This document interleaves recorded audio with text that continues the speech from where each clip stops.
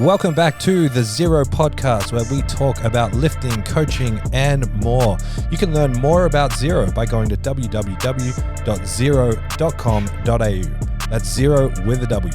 We are also proudly sponsored by Establishment Coffee. Head to establishmentcoffee.com.au. Use the code 025 for 25% off and free shipping. If you're watching on YouTube, don't forget to like and subscribe. That's what all the cool kids say. And if you're on Spotify, hit that 5-star review. We love it. Enjoy the show now. Hello, everyone. Hi. What have we all been up to? James, what have you been up to? Or should I say, Sensei James? Oh, I got my blue belt last night at jiu-jitsu. Nice. Last night. I don't know what you're talking about. Hey. What are you saying? Yeah, that's pretty cool. Is So the I'm pretty blue belt happy. the one up from like white belt? Yeah. Nice. Nice, Yeah. the upgrades. So roughly, they say roughly 2 years at each belt. God, they make you work for it. You had like 4 cracked bones. Well, that's actually what he said during when like he did a little speech, and he's like, this guy's been injured so many times and he keeps coming back. He never quits. And in my head, I'm like, I quit at everything else. Yeah, I've stuck to this for quite a while. Yeah. Yeah, you have. Despite the injuries as well. Yeah. How long has it been? Yeah? A year and Year and a bit. 14 months. 15 nice. months. Yeah. So you're upgrading ahead of your time. Yeah. I was really stoked. That's awesome. I've actually had I worked out I was injured 22 weeks last year. Yeah. Yeah, with broken ribs and my adductor and surgery. So I actually had 22 weeks off training. Wow. Oh, yeah, Well, I actually- forgot about the surgery. Yeah, so I had 22 weeks off jiu-jitsu. Mm. Yeah, because when I had broken ribs, I could still bench a little bit and Yep. lift. Yeah. Yeah, cool. So how do they determine when you're ready to go up? I don't know. It's more like a Or is it pretty subjective? yeah. It's really weird. Kind of like we call someone an intermediate or an advanced novice powerlifter. There's no There's no classification standard. Yeah, because we know so many meatheads that are so strong, but it's like to me they're still a novice powerlifter.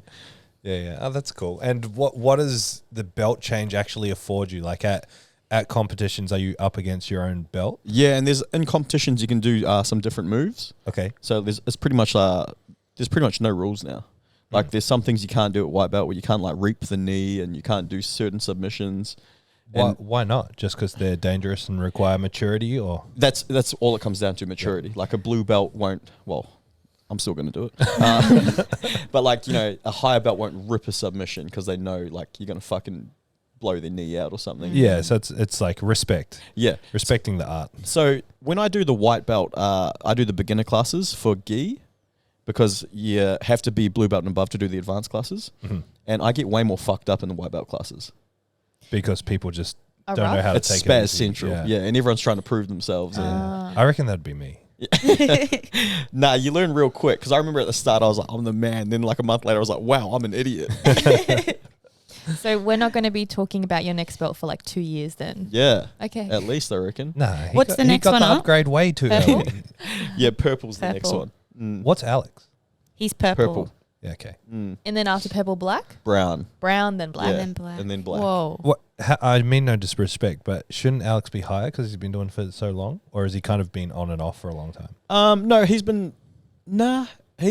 it's about right. Yeah. Okay. Yeah, because I know people that have been doing jiu-jitsu like 7 years and like just got their purple belt and I was just under the impression that he's done it for like 12 or 15 years or something. But I He- know he's taken long breaks to do like strongman and Yeah. powerlifting and Yeah, stuff yeah. like that. yeah, Has he Alex, changed gyms at all? Because you said that can affect you. yeah, I'm not too sure. He's really good, but some gyms, some coaches are real strict. Like I used to be in a real hurry to be a blue belt, and then I realized I was like, man, I'm actually nowhere near good enough to be. Like it's not about the belt; it's about the skills you have. And so, like, Is that your quote for the week as well? no, it's not. But like, if I used to be like, oh, I should be a blue belt by now, and it's like, no, I would have been embarrassed if I was a blue belt Yeah. 6 months ago. With great power comes great responsibility. Nice. Yeah, no, so I'm pretty pumped. But Yeah, now also nice. you said people are going to have like certain expectations of you now as a blue belt. Like there's stuff you could have got away with as a white belt. Yeah, but you yeah. can't anymore. Yeah. Yeah. So it's- Notice how Bit there's more no pressure. notice how there's no red belt. well, That says something a lot for the Red Zero. No, actually, Yeah. Tom Bro, it's actually worse. So the highest belt you can get is a red belt. Oh, really? Really? Yeah, and More but, than a black belt? yeah, but it's like you have to have been doing CJ. So It's called a coral belt, hey? yeah. So Anyway, once- cut that part out. So when you get black belt, you get Dan. So it's like first Dan black belt, and it's pretty much again another 2 years between each Dan. It's pretty much when you've been a black belt for at least like 20 years, eh? Yeah, there's not many that are even alive. Yeah, okay. Like it's like the ultimate. So I think 7 and 8 Dan is coral, which is like white and red, and then 9 and 10 is. Yeah, so when you see a red belt, they're all like 7-year-old men. But by the time they get there, aren't they useless? Like, couldn't you smash them because they're old? Nah, it's so weird, bro. Like, I'll be rolling with like there's a guy who's 52 years old, just looks like a proper old man, and he smokes all of us. Yeah, nice. He's 51. Wow. Yeah. Have you ever watched Chad Wesley Smith? Yeah, he's a monster. Yeah, I've always wondered because I know how like intensely passionate he gets about things, and I've always wondered if he was any good. But I don't have the skill to know what I'm looking at. So, you know Mark Bell's podcast host with him in SEMA? No. So he started around the same time as Chad Wesley Smith. Okay. And he's a brown belt world champion now. Yeah. Yeah, so he's really good. As in the podcast co-host. Yeah. Mm. Yeah, nice. Anyway, Yeah, thanks, guys. congrats. Good job. Yeah. Thank you. Meg, what have you been up to? We went to Cairns over the weekend. Cairns. Cairns Nice. to help out at one the state qualifier? It's just called It's the Cairns just- Cup. But oh, yeah, Cairns Cup. it's a qualifier for Nats. Qualify for Nats. So that was a quick turnaround trip. That was good. We refed all day, and it kind of warmed me up for not this weekend, but next weekend for actual states. States. Oh, yeah. Yes. That's right. How's the weather in Cairns? It was rainy, Yeah. but I prefer that over the The heat. heat and yeah. humidity. Yeah, and this time of year is normally real nasty. So it was humid, but it was at least a little bit cooler. Is Cairns like, are they recovering? Like, or is it still pretty It trash? seems fine. Like it's almost like you wouldn't know that they had the floods and stuff. Because they had, was it 2 cyclones pretty much back to back? Yeah, they had a rough there for a while, Yeah. for sure. Did the gym get affected at all?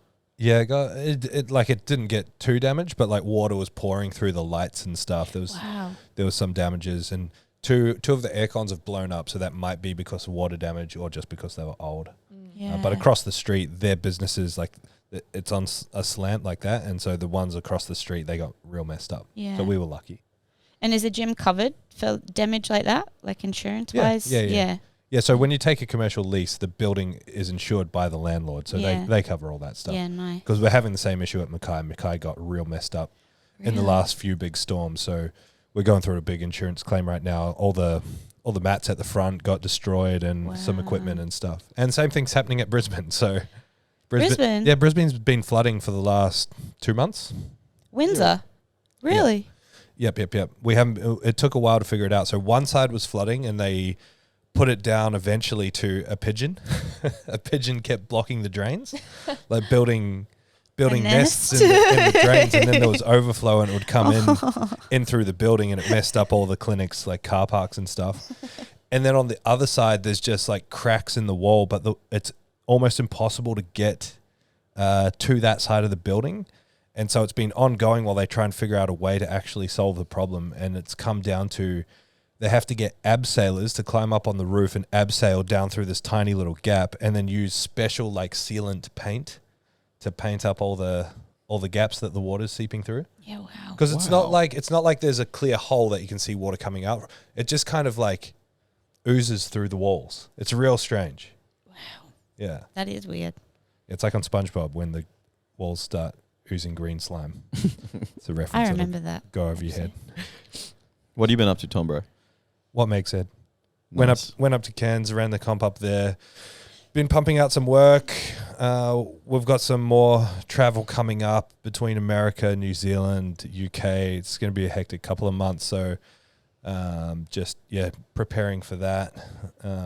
Starting to just reform a bunch of stuff as well. So the Zero app launched a month or two ago, and I took it down after about a month just based on feedback. There was just a bunch of work that needed to go in. The mistake that I made was We put in like 100 programs or close enough to 100 programs, but we used our block structure, which is great if you know how to navigate it.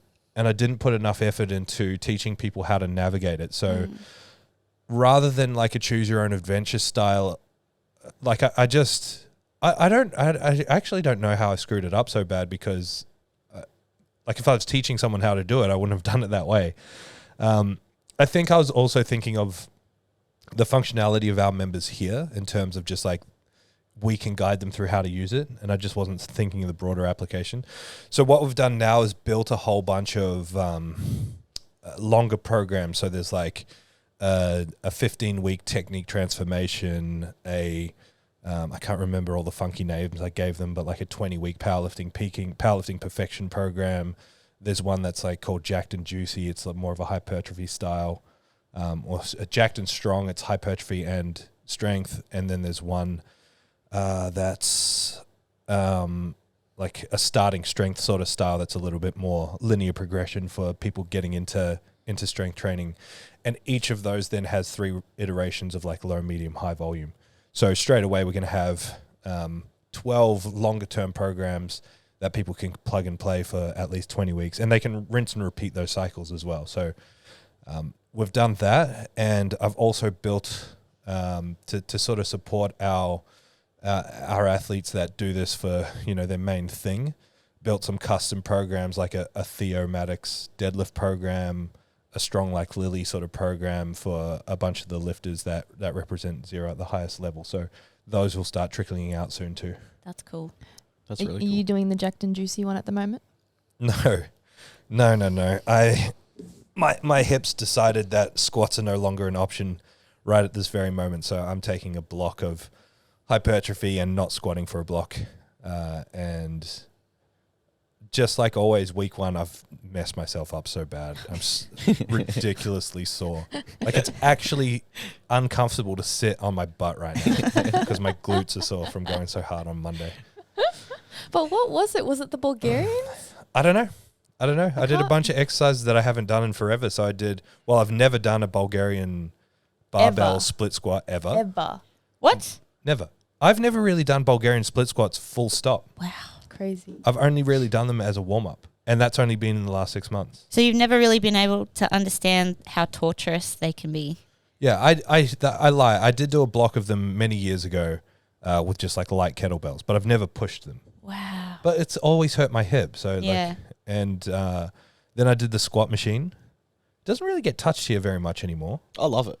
I think it's because the plates are too far away, Yeah. which I found to be a problem. But setting it up is fine. Putting them away afterwards is annoying. I did that, and I haven't done that in ages. And I'm not going to lie, refuse to withhold the truth. Watched a bunch of Sam Sulek videos. And I've been training like an idiot. So. And I have no intention to stop. I love that. Excellent.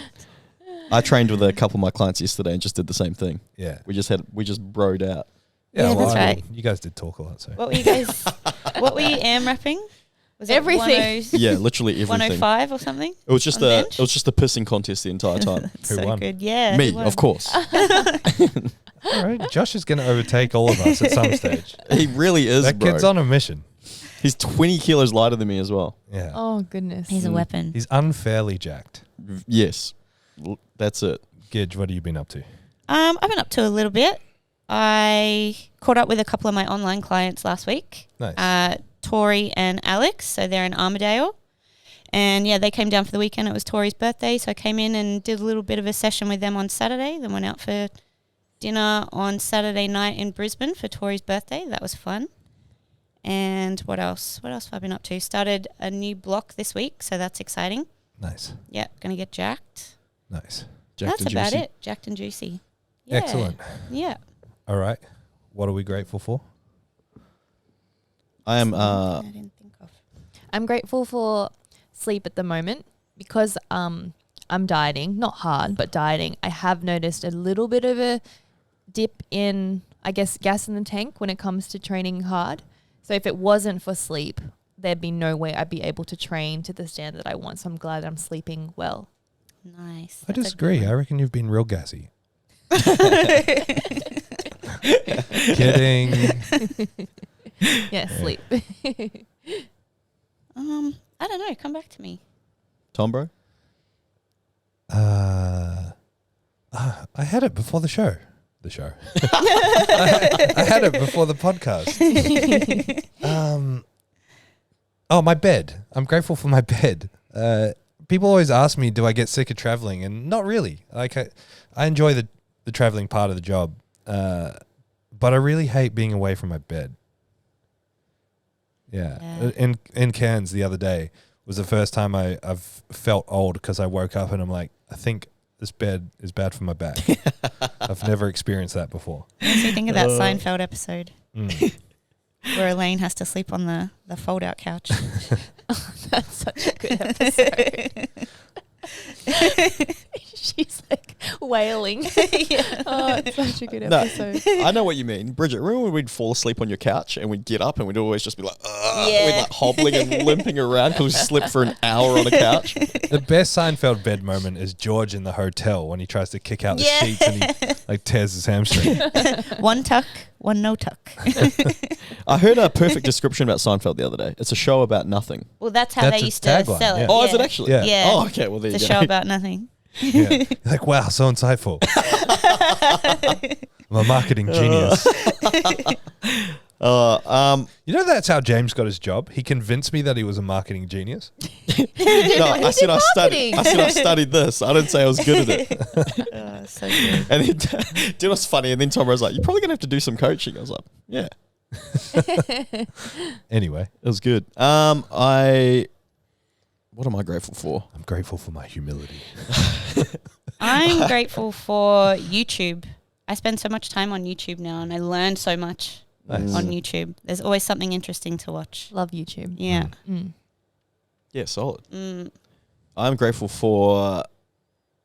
What am I grateful for? While you think of it, the thing that's annoying about things like YouTube, Spotify is the algorithm.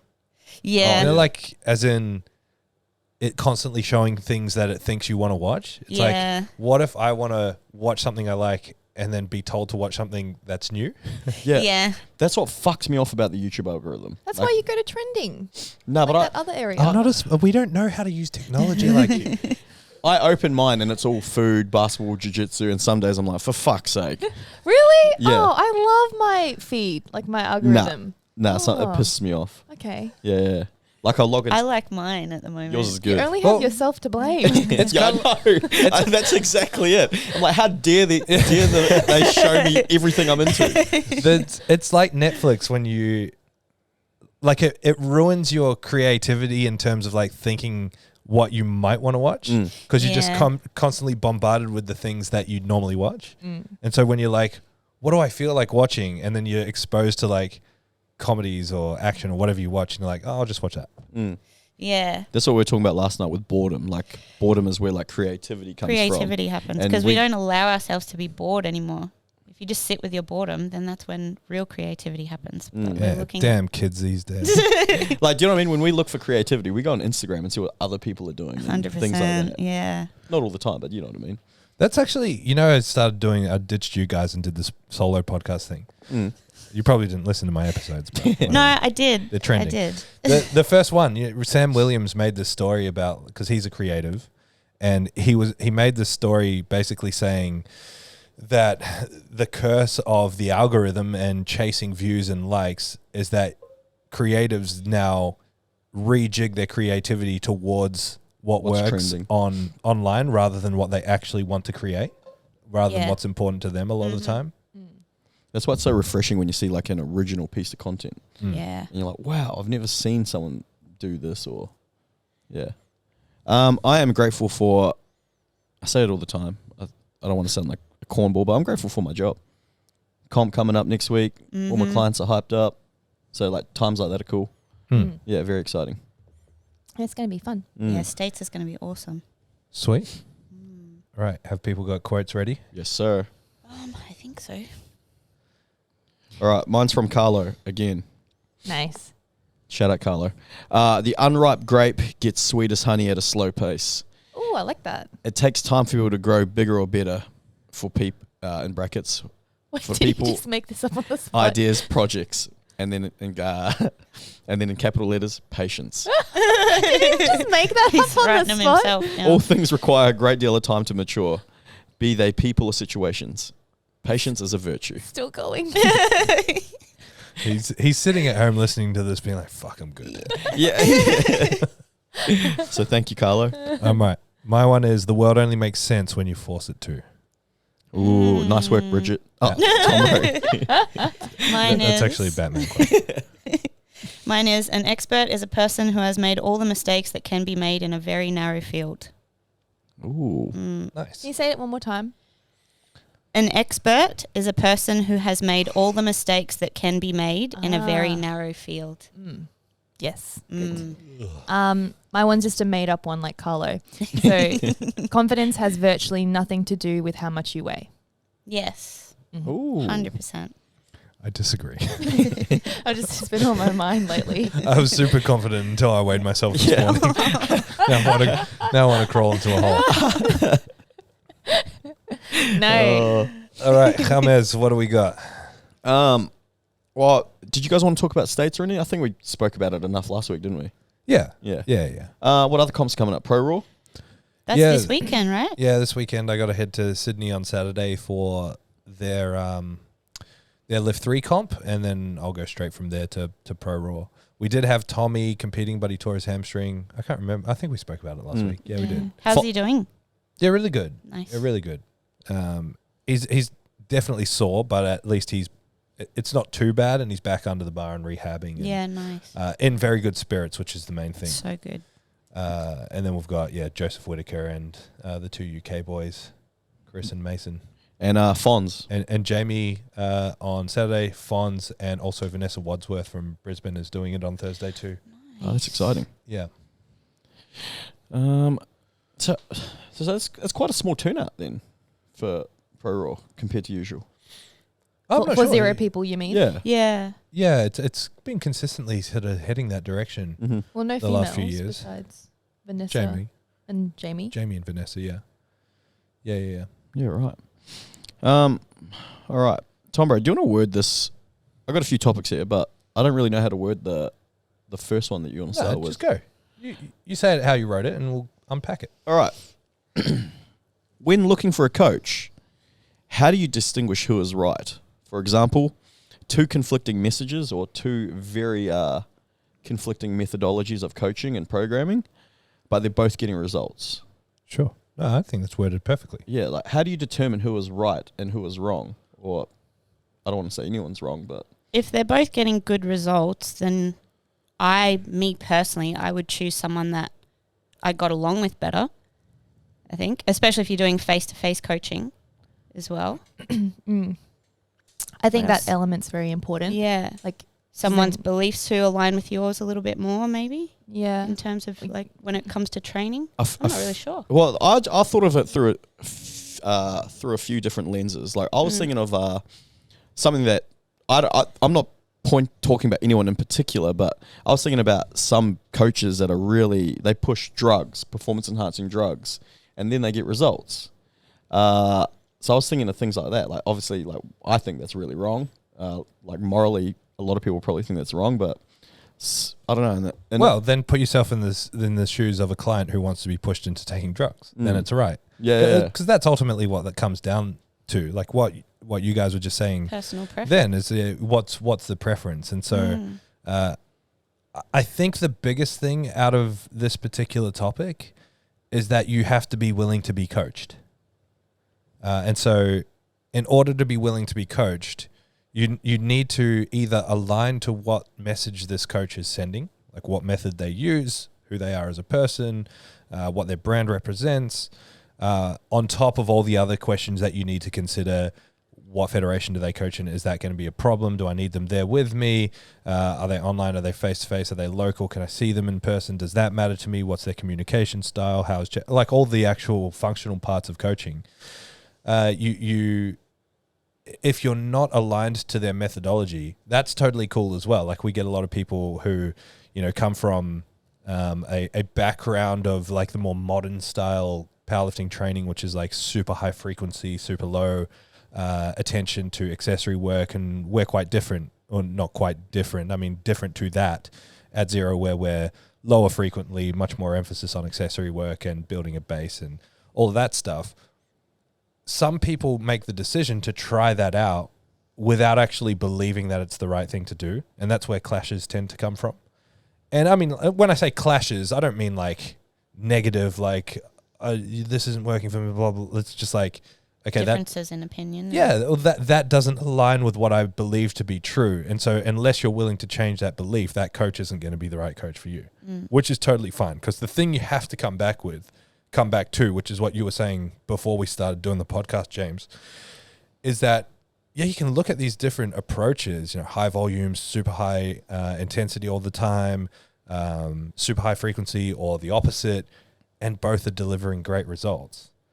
So the moral of the story from a principle-based perspective is that you can get strong using a variety of different methodologies or approaches, but you have to buy into the system and be coached in order to reap those rewards. So it's about opening up that conversation and either agreeing or being willing to change your beliefs based on what you're taught through that coaching process.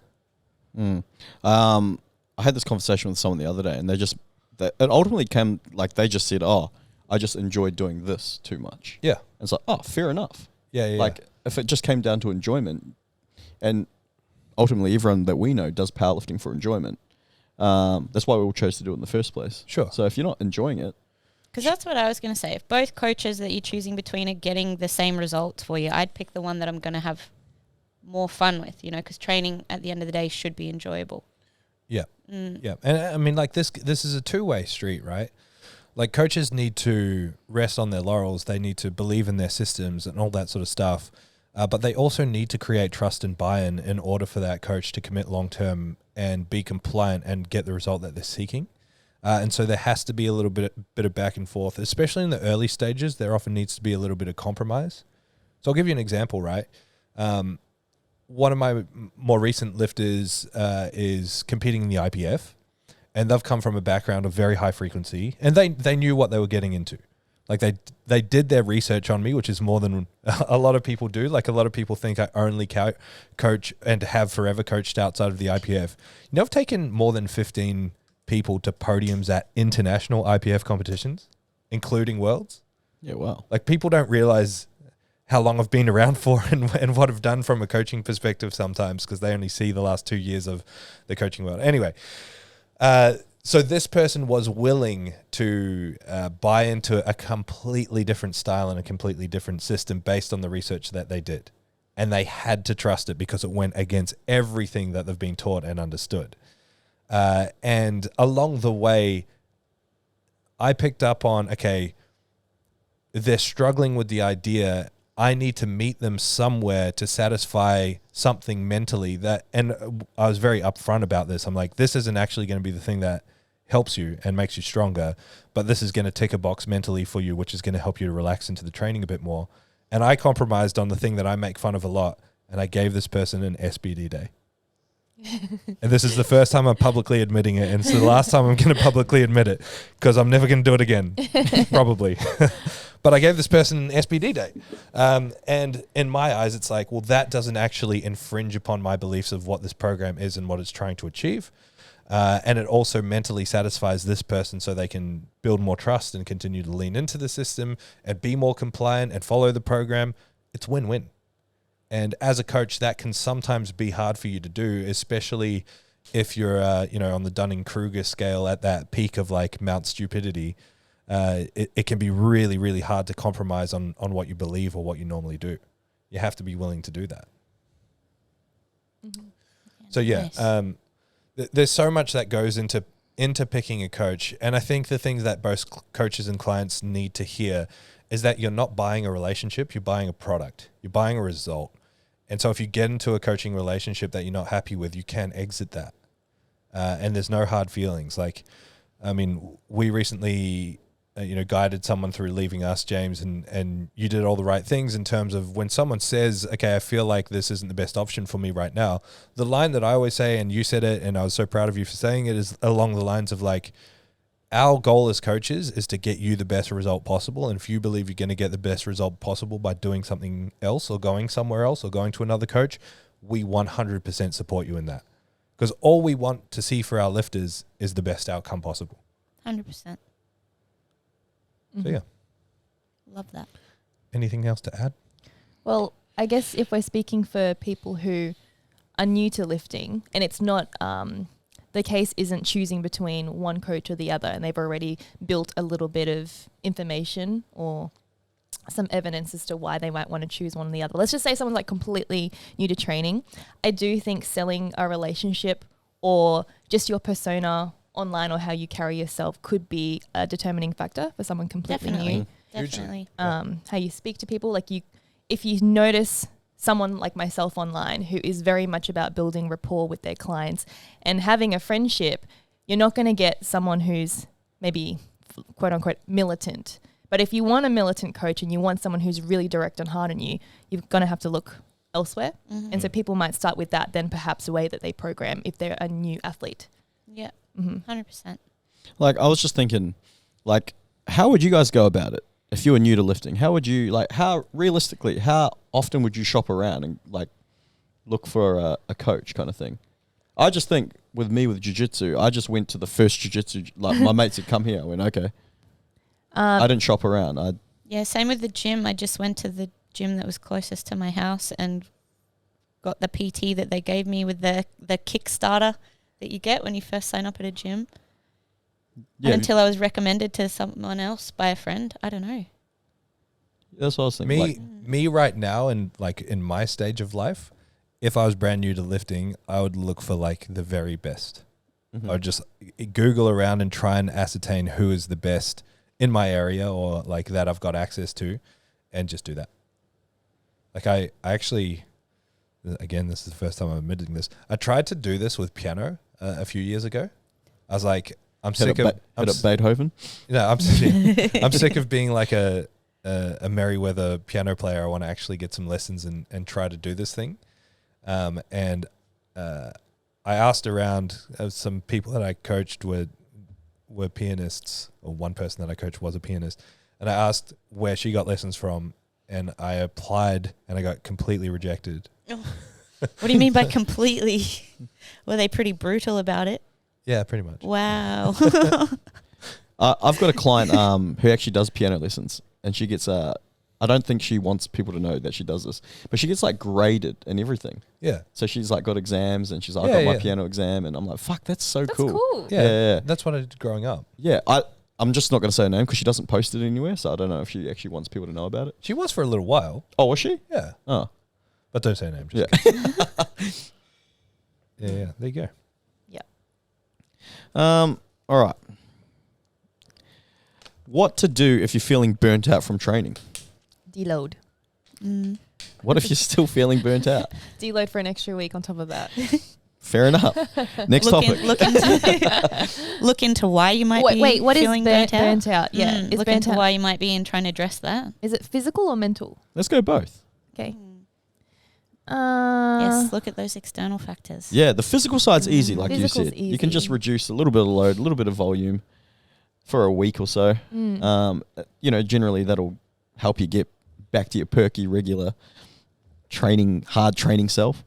This might come across really, really rough, but I think that people that get mentally burnt out from training don't realize what they have or don't realize how much of a blessing training is. Because once you lose it, once you're injured and you have to take 2 weeks off, you do not take it for granted the same way when you get sick. So, do you know? Yeah, I hear what you're saying. People maybe a little bit further up the experience level get mentally burned out by things like injuries. Like it starts to become a question, a mental burnout of like, why am I doing this? It hits like an existential point. I guess so, but like, if anyone's going to say, it's not going to be you or me, because we are both injured chronically and still love training and look forward to it. Well, I guess you just have to ask yourself how important it is to you. I look reach at that point. So I mentally burn myself out from a lot of things, but from a lot of things. So when I mentally burn myself out from powerlifting. For me, it's an overexposure thing. Like my Doing it brain too is no, I'm just so hyper fixated on it at the time. So I'll hyper fixate on powerlifting, and then all the content I consume is powerlifting. All I read is powerlifting, and then I've just all of a sudden burnt myself out because I've. You don't mean like you're Bored? transfixed with like wanting to succeed or feeling like you're not doing well enough? No, You've just been it's what Bridget said. It just comes down to boredom. okay. So like because I do this with a lot of things. Tom, bro, you've seen me do this a million times. So now for me, it's like I'm really conscious of like you've probably noticed I might watch one jiu-jitsu video a week now Yeah. because I'm like, no, I really enjoy this. I don't want to. Don't want to ruin it. Yeah, I don't want to ruin this thing. Like, you know, I don't watch as much basketball anymore. I just watch the highlights I still watch. I watch it every day. That's probably still a lot, but I just watch the highlights now. Okay. And I don't like.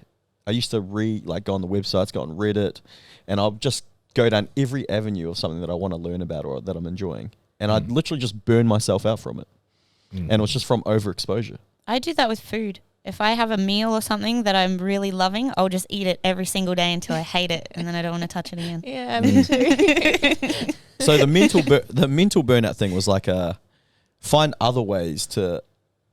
I don't know. Is this hard to relate with? No, No, not at all. Get exactly what you mean. There's so many avenues. Yeah. Like the injury one, or like maybe if you're like a top level athlete who has very, very high expectations of yourself, that can be very hard and also hard for people to relate to. And then your case of just becoming really obsessed with that thing to the point where you don't love it as much. There's just so many different contexts. Yeah, so ultimately, regardless of the different contexts, it comes down to the question of like, why do you feel like quitting? So if you're at this point where you're like, I'm sick of this, I need to change, I need to stop, whatever it is, it's like, why do you feel like quitting? And there's often an answer, like I'm feeling too burnt out, I'm watching too many videos, I'm exposing myself too much, I keep getting hurt, I'm not able to fit into my schedule, work's changed, whatever. So then the next question is, do you want to quit? And often the answer is, no, I don't want to quit. It's like my hand is being forced and it's created this feeling. So it's an emotional response to other circumstances. So you've got two things here. It's like you don't want to quit, and you've also got a reason as to why you feel like you want to quit. And so from there, you can take two pathways, or you can go one pathway that's like simultaneously addressing both, which is, okay, what is it that's making me want to quit? How do I address that? And then how do I build training into my life in a way that can work around the circumstances that I'm dealing with now? And I call it a training break, just like when I used to do nutrition coaching, and Rochelle and the team, they all do this in their nutrition coaching. When you've been dieting for a long time, you get to a point where you need a break, and they call it a diet break. And there's certain levels of extremity that you need to take with that kind of break.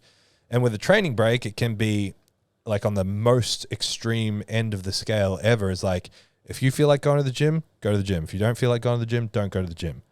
If when you feel like going to the gym, you just want to do 10 sets, 10 biceps and go home, do that. If you want to max out, do that. If you want to max out every day, go do that. Do whatever the hell you want for X amount of weeks.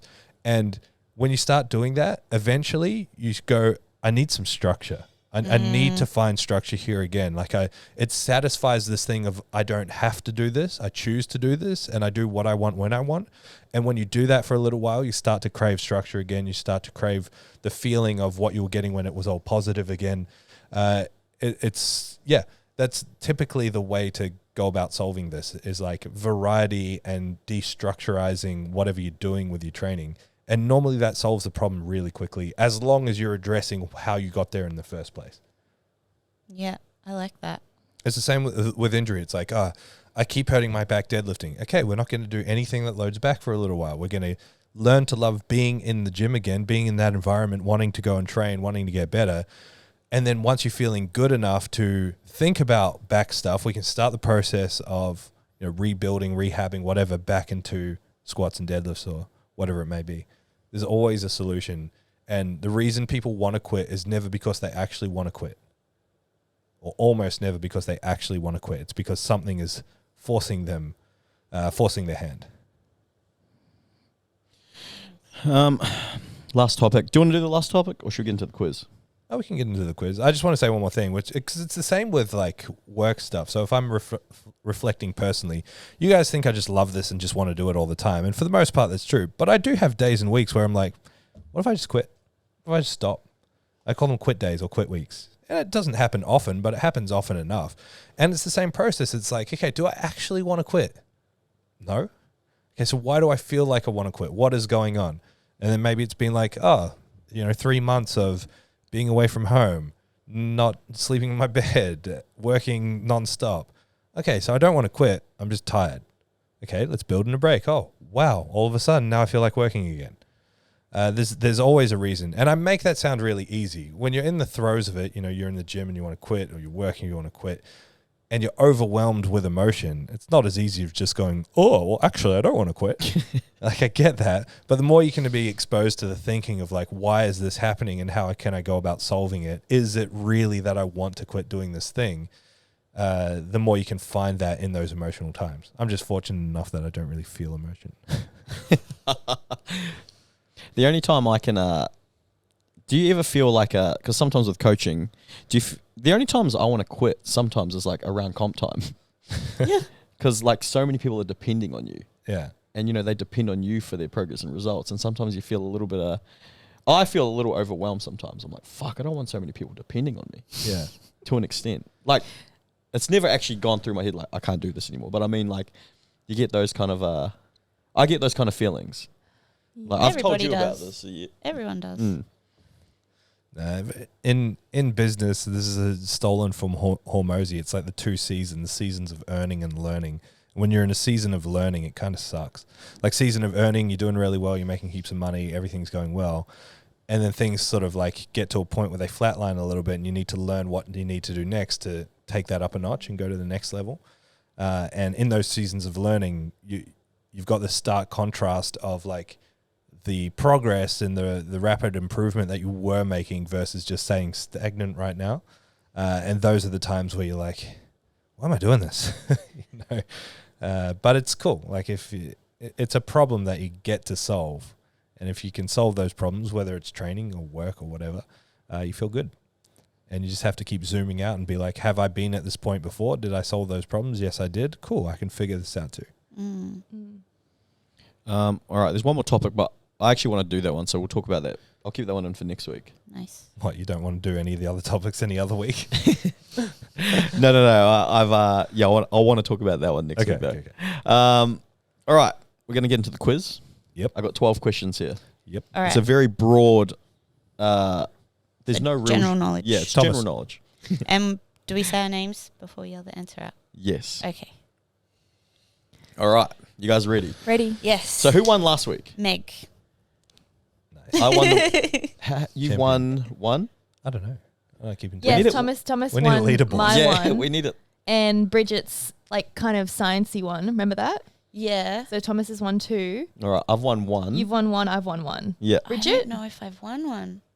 No. Not Oh. sure. I've answered a few questions, but I don't know if It's if your I've day, actually Bridget. won. It's your day. Well, Bridget actually did this quiz. The answers on it. All right. Question number 1. What country drinks the most coffee per capita? Bridget. America. Nope. Meg, Australia. Nope. Thomas. Brazil? No. All right. I'm going to narrow it down. Scandinavian country. Thomas, Norway. Nope.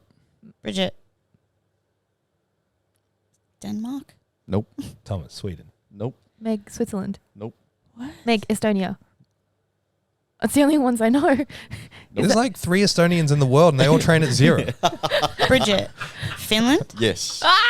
Finland. Mm. There you go. Coffee drinkers.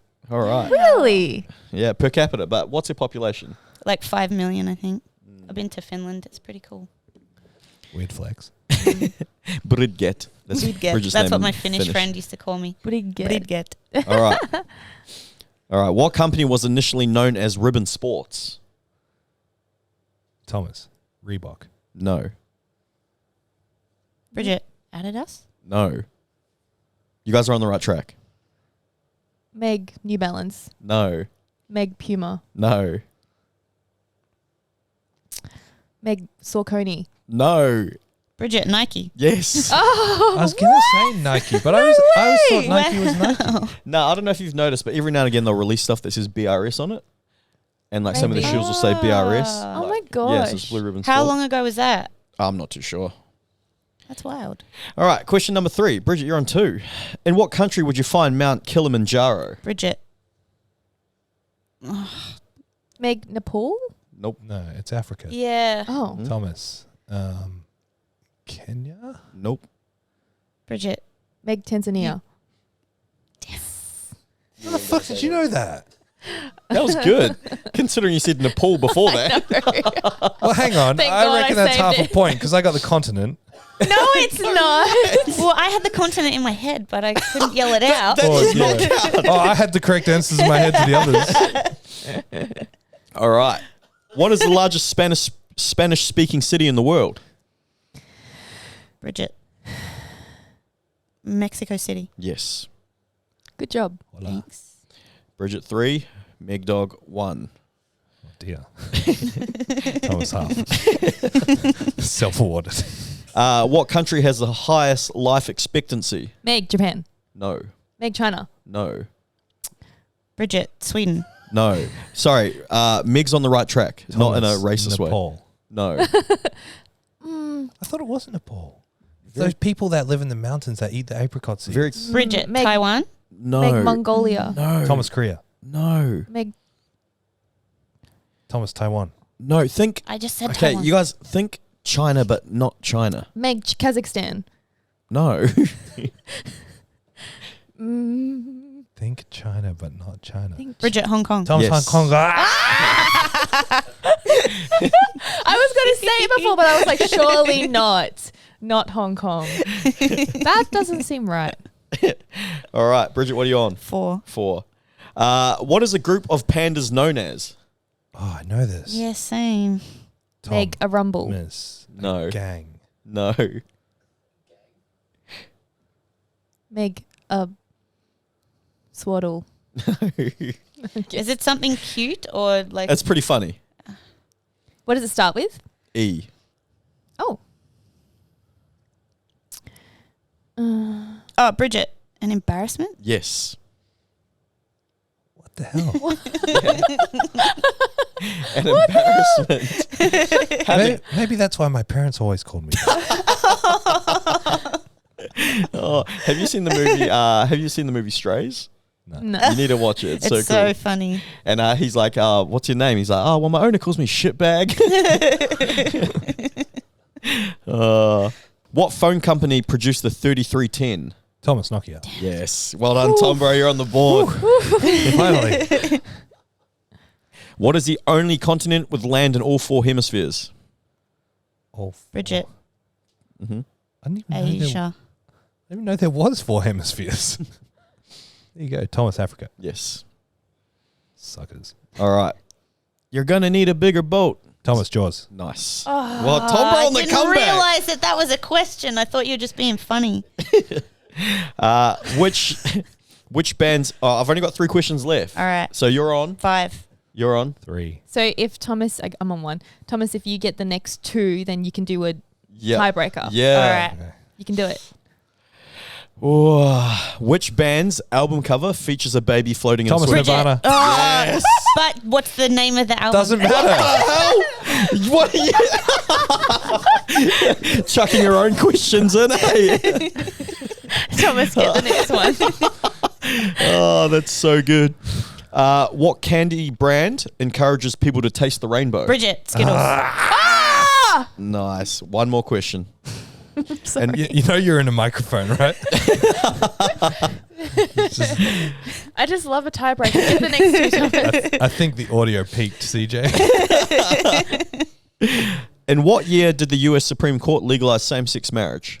Thomas, 2020. 19, 23, Meg, 18. 2000. Bridget, 18. 2015. Yes. Oh, good job. Well done, Bridget. Thanks. Got the dub. Your first dub in dominant fashion. Tell us all what the album is, Miss Edgy over Never here. mind. No, literally called Never tell Mind. us what it is. Yeah, but did you even like them? Name 5 songs. Name one of their songs aside from Thunderstruck. Why was that so funny? I was going to say I got a really genuine laugh from both you guys. Simple minds. All right. Thanks for listening. Nice. Bye. Thank you so much for listening to the ZeroW Podcast. If you want more information, head to our Instagram, @0_weakness. Hit the link in the bio for all of our services and any information on upcoming workshops and events. Don't forget to leave us a 5-star review so we can have a broader reach and answer more people's questions. Thank you once more.